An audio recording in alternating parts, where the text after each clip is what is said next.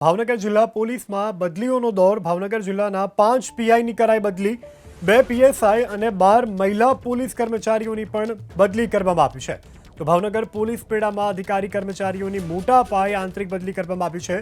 ભાવનગર જિલ્લાના 5 PI, 3 PSI તથા 2 જે પીએસઆઈ છે એ હેડક્વાર્ટરમાં ફરજ બજાવતા 12 મહિલા પોલીસ કર્મચારીઓની આંતરિક બદલીના હુકમ કરવામાં આવ્યા છે.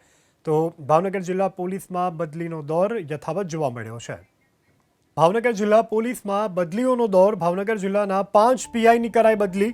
2 પીએસઆઈ અને 12 મહિલા પોલીસ કર્મચારીઓની પણ બદલી કરવામાં આવી છે.